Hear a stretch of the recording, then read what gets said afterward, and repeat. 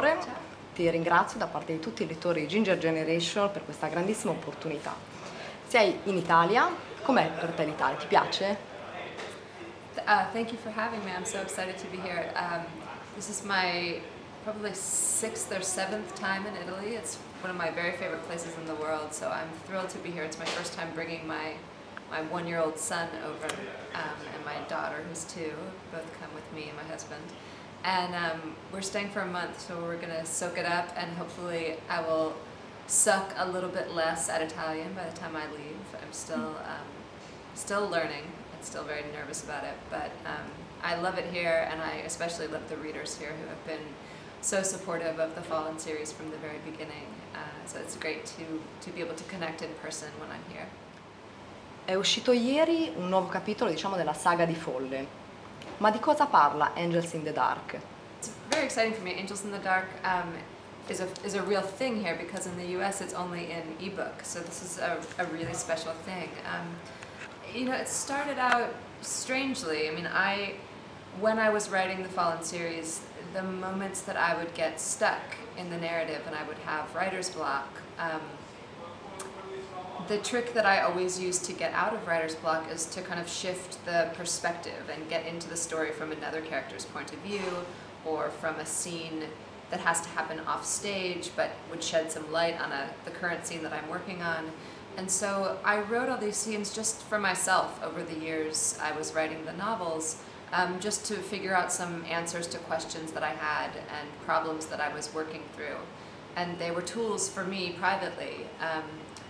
And I think one day I told my editor in the US that that's how I worked through writer's block, or she overheard me maybe saying that to a reader and she was interested in it. So we started talking about what these little pieces would look like all together. And it's not something I ever intended to share with anybody, so it feels very, I don't know, kind of private and romantic to me.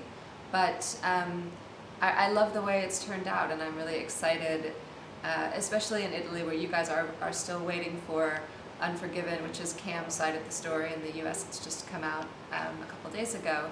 I think it's a great way to stay in the world of the Fallen series until the new book comes out.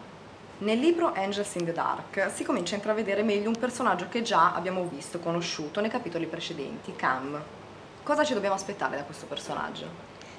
Cam is an enigma to me. He's always been the most interesting character to me, and you know, I've always sort of preferred him and wanted to spend the most time with him, but he is elusive and he disappears just when you think you're getting close. And I think I always knew I would go back and write more about him, and really that's what Unforgiven has become, kind of a love letter to Cam. It's maybe his second chance at love. And it's interesting because he's out of all the characters in the series, many of them began as being inspired by somebody from my real life. You know, Luce is inspired by a dear old friend of mine, but very quickly they diverged. They went their own ways. But Cam, the demon, the bad boy, is inspired by my husband. And truly throughout the entire series they have stayed up. He is Cam, my husband is Cam, and Cam is my husband. And so it was kind of lovely to spend all this time writing this book. Every day I'd kind of, you know, come out of the writing and I would talk to my husband about whatever had happened that day, and I'd explain some scene. And I remember one day I got so mad at him because he stopped washing, you know, the dishes he was washing, and he looked at me and he said, you know, I had told him about the scene, and he said, no, you have to rewrite that, I would never do that. And I was so angry because I was like, he's my character, you can't control him. But in the end he was right, and I had to go back and rewrite the scene. I thought about it and had to fix it. So it's, you know, he does deserve his own romance, and he gets it even though he doesn't think he does and doesn't think he wants it. Nella tua serie Fallen traspare un messaggio importantissimo, che nonostante le difficoltà l'amore può vincere su tutto. Pensi che sia così anche nella realtà? I do. I mean, what interests me about the Fallen series is that the backbone of it is heaven and hell, good and evil. These two completely primal black and white issues that we're accustomed to seeing as clear. And the moment I started writing this, I realized how much complexity and how much gray space there was, and how flawed the angels were, and how sort of magnificent and redeemable the devil characters were. And it became obvious that this could never be a war of good versus evil. This had to be a war about something else. Something else had to kind of rise up and replace heaven, good. And it became obvious to me also very quickly that that was love. And I do think love is what we're here for. I think love is the ultimate goal, and the only thing that I hope for my children is love. I believe it's possible for all of us to have the intense, passionate kind of love that my characters do, and that's a question I get asked a lot, and I think maybe some people don't believe that, but that has always seemed an absolute truth to me, that it's there for all of us. All'interno della serie Fallen ci sono moltissimi personaggi e ognuno comunque durante la lettura ha un suo preferito. Ma qual è il tuo preferito nella serie?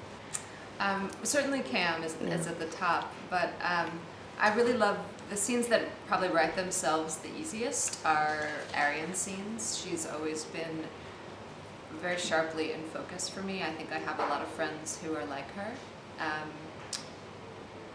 Pen was really special, and I think about her a lot still and wonder how I can grant every reader's question, which is how to bring her back to life. We're already wondering about that in the movie because the actor who plays Pen is just so phenomenal. We want to bring her back. But, I mean, overall, Lucinda was the most interesting character for me because I struggled with her so much in Fallen, and I really had a very hard time understanding her and coming close to her motivations. And I learned to trust her over the course of the series. I stopped fighting her. I stopped believing that I knew better than she did. And that's when I think she really came alive. And by the end of the series, I just admired her so much and felt so proud of her. And that was a feeling I never anticipated when I started writing these books. Cosa hai provato alla fine di Rapture? Sappiamo che è comunque un capitolo fondamentale per la storia d'amore fra Luz e Daniel. Cosa hai provato? What did you feel when you finished Rapture? Because we know it is like a really important chapter for Luz and Daniel love story. So what did you feel when you finished that? I felt full of hope, and I felt like I was releasing them from a kind of captivity, not just the captivity of the curse and the stories, but the captivity of my mind. You know, I felt like I was setting them free and that they would know what to do, and I believe they do and have. I got a question from a reader the other day. I was doing a chat online and they said, what do you think Luz and Daniel are doing right now? And I immediately knew they're trying to get their baby to go back to sleep, probably because that's what I was doing too. Qual è il personaggio all'interno della serie che ti rispecchia di più? I get asked this question a lot, and right now it feels like Daniel, actually, and he's also a character that took me a long time to be able to relate to, but I think there's something about his firm commitment and his unwavering belief in love that that comes from me. That allowed him to be the character that he was, and that feels very close to me. Quanto c'è di Laura e Kate nei personaggi presenti nella serie? A lot. I mean, there's a lot of me, and there's also a lot of everybody that I know and care about. It's hard for me to separate it and to say, you know, I would never say this character is me, but there's a lot, everything that I know is in these books, and I think my friends and family maybe can separate it out a little bit more than I can. They can point to places and say, oh, I remember when you did that, and it's not something that I can even remember that I actually did. It feels fictional to me, but yeah, I'm all in there. Se fossi un personaggio di un libro, quale ti piacerebbe essere? Ad esempio, a me piacerebbe un sacco essere Elizabeth Bennet. I would be Lyra Belacqua from Philip Pullman's The Golden Compass. She's just my kind of character. She's the kind of character I look for over and over again in books. And you know, I think she's also Matilda, the Roald Dahl's Matilda. I think she's also, there's an amazing book, I hope it's in Italy. It's called The Girl Who Circumnavigated Fairyland in a Ship of Her Own Making, and the character's name is September. And I think she's, you know, these are all kind of amalgamations of the same thing. It's a Which characteristic they have that? It's an extraordinary girl who is misunderstood by an uncurious world, and goes on to do incredible things because of the way the world underestimates her.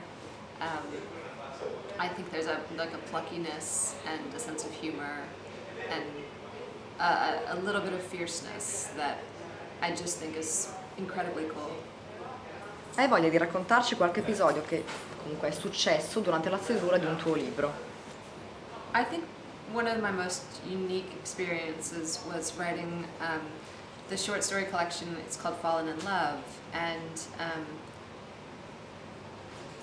it was written in response. I had a reader who was communicating with me a lot and going through a really difficult time, a bad breakup, very emotionally distressed, and I was really worried about him. And all the letters, the correspondence I was trying to write back, it didn't feel like enough. You know, I didn't know him personally, but we had been writing letters back and forth, and he felt so determined that he was like Daniel and his girlfriend was like Luce, and they were destined to be together, and they just had to get through this hard time, and then everything would be okay. And you know, I could be wrong. It was just reading his letters, but I felt differently. I felt like he needed to move on, and he had his heart broken, and that would strengthen him later, but there would be more love for him in the future. And so I ended up writing a story to kind of address this, and it became the love story of Arian and Tess, her demon lover. And I think having like a specific reader in mind as kind of a muse for a story was, I don't know, it was so satisfying. It was just such a rich experience, because it was like writing a letter, but it was a love story. Does he know it? That you wrote for him? I never told him.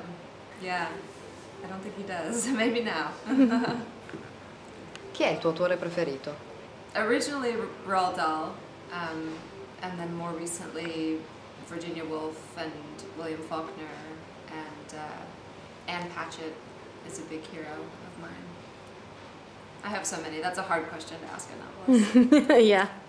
Hey readers of Ginger, this is Lauren Kate. Thanks for listening to my interview.